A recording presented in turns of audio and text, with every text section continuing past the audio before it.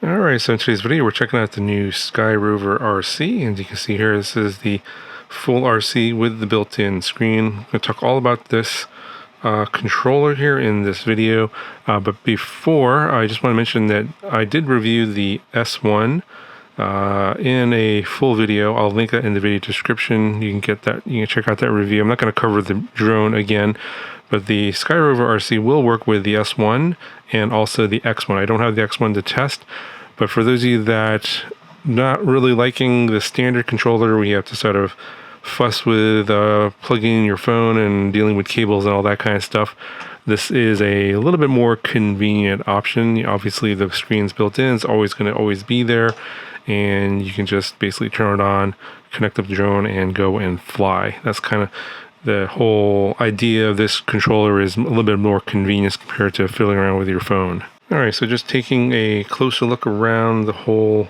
controller, go ahead and turn it on. So you got your power button here. Let's take a few seconds to boot up. Got your control sticks. The stick ends are removable and you can put them in the back here.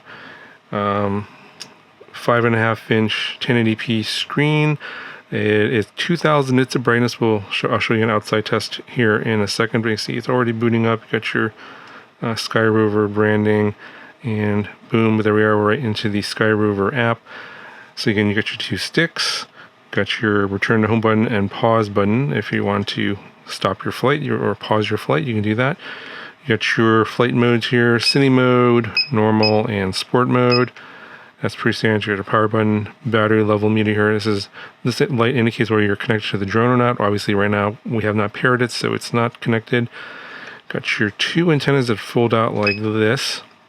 And so you have, it's 4 antennas. So there's 2 here that fold out, and you can adjust the angle as such. And you have 2 that are built in. Here you got your gimbal controls here. So I'll demonstrate this later, but this left one here controls the gimbal up and down, and then this one has, over on the right, controls the camera zoom. You got your photo button here and your video button, so basically take a picture, start and stop recordings. And in the back here you have your 2 programmable buttons here, a C1 and a C2. You can program those in the app. And you got your ventilation here and your heatsink. On the bottom, you got your micro SD card here. So it does have 32 gigabytes of built-in storage, and you can record your screen recordings on that, and also transfer photos, but not videos. And then you have your USB-C port there for charging, and also you can plug that into your computer to retrieve the files off of the built-in storage. Got a couple of these little screw holes here for basically attaching a third-party lanyard, and also those apply back here. A couple of screw holes here for attaching other accessories. And just taking a look at the weight, so just as a controller by itself, obviously with the built-in screen, it's 413 grams.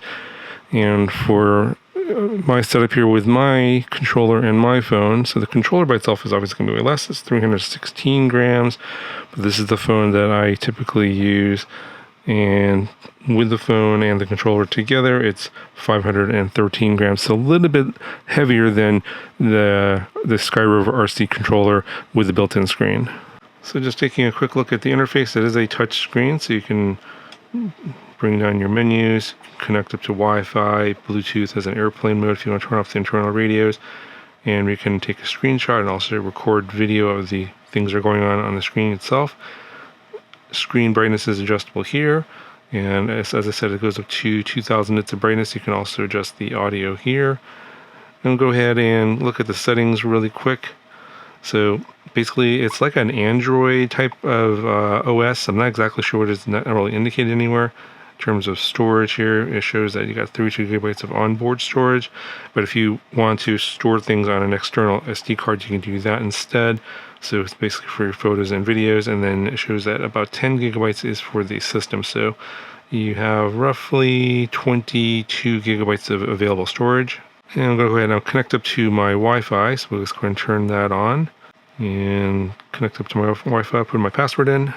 Okay, so I'm connected now. I did notice that there's some instructions here, so some built-in user manual, and so you can swipe from the left to go back, For screen gestures, got the button overview here that I talked about earlier, camera zoom and adjustable gimbal tilt, videos and photos, and then on the shutter button you can actually half press to autofocus, so that's kind of nice.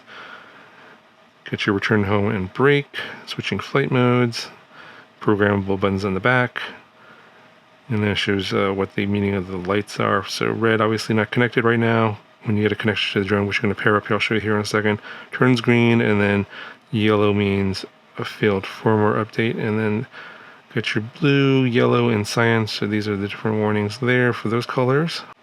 It talks about optimal transmission distance and antenna orientation, and then we'll go back into the app.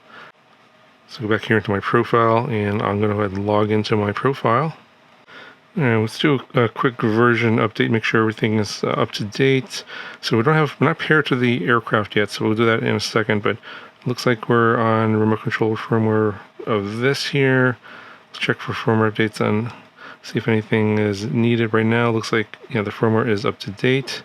And yeah, it looks like the current app version is 1.18. If we go to the settings menu, additional settings here like device location, hardware info, approximate location for additional information authorization, storage management. So the internal storage SD card, you can see that we have about 21 gigabytes available.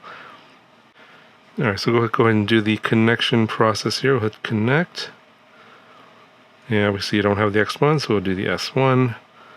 Hit that, and then just have some instructions on how to pair the aircraft. So we'll go ahead and looks like we'll unfold and then remove we did that already. And so obviously I've never paired it, so I'm going to go ahead and click this button, unable to connect to aircraft pair now. Hit that, and I'll go ahead and power it on. So I'm going to hold the power button for 4 seconds until it beeps. There we go. Hit the button here, aircraft beeped. Now it's going to pair. There we go, now we're pairing. And there we go. That was easy. Now we got video. And it's going to double check, go into the settings here. And about, so this is the app version 1.18, Skyrover S1. Let's see what, if there's any aircraft firmware updates. Check for updates. And that is up to date as well. So looks like we are good to go. And let's just look at a couple other settings here. So this is going to be just like your app on your smartphone. You can basically choose your photo settings here, aspect ratio, photo resolution, and also different things here. So this doesn't look any different from the standard app. I believe it's the same. You can also cache your videos while you're in flight, so you can have some stored onto the controller itself. Yeah, you can adjust your units here. I'm going to switch mine to Imperial. Display zoom, standard text. You can adjust your gain and expo here. Yeah, it's all standard here, nothing different that I can see. And you can also adjust your return home settings. This is all stock here. I'm not going to change any of that here. Compass calibration, etc. And battery info. Yeah, so I'm curious how long the difference is in terms of time it takes to start off with everything powered down. So I'm going to power everything down. See how long it takes to connect up the standard controller in terms of time, and then also how long it takes to connect everything up and get video for the new RC controller with the built-in screen. So let's go power everything off. Alright, so I'm going to do a little test here to see how long it takes to connect everything up using the standard controller and your smartphone. Everything's powered off here, but I did unfold the drone, and I'm going to do the same test with the new Skyrover RC with the built-in screen. So, you know, assume the drone's already unfolded but not powered on. The thing's powered on here. Let's go ahead and start the timer. We'll turn the drone on. Turn on the controller. We'll pull out the USB cable. Go ahead and unlock our phone. We'll launch the app. And we'll stick the phone in. So if you've done this a lot, you could kind of do this quickly, but really kind of depends on the person. And we'll plug in the cable to the phone and we should get video here. There we go. We got video. That took about 45 seconds. All right, so now let's see how long it takes for the new Skyrover RC controller to connect up. So hit start on the timer. Turn on the drone. Turn on the controller.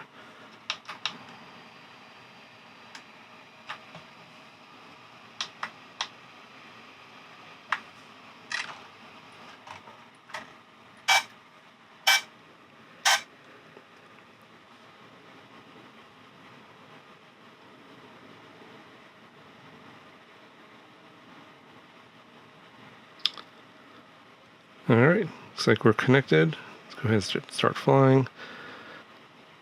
And we got video. So it took a little bit less time, about 38 seconds. And when I use the standard controller with the phone, it was about 45 seconds. Let's go ahead and take this outside in the sun and see how bright the screen is and how visible it is in bright sunlight. All right, so I got the drone in the air. The screen is totally viewable, in my opinion, in this bright sunlight. I'm in direct sunlight. No problem seeing the screen, although it's very reflective. You can see my reflection in the screen there of me holding the phone, recording the controller. And yeah, it's actually in real life to my eyes, it looks brighter to me compared to what I'm seeing on the phone screen recording the controller screen. So in terms of brightness, I have no issues in direct sunlight. Of course, it'll look even better in the shade.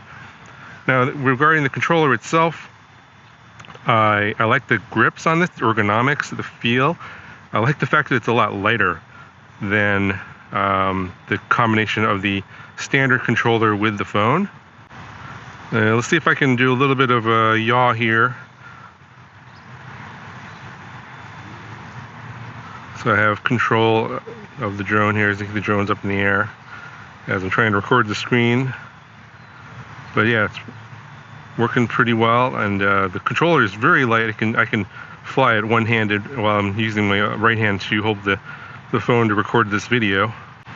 Anyway, overall, pretty happy with this. I'm going to be using this controller from now on. The setup's faster, it's lighter, definitely win-win all around. I'll put a link in the description if you guys want to check this one out, and I'll talk to you guys in the next video.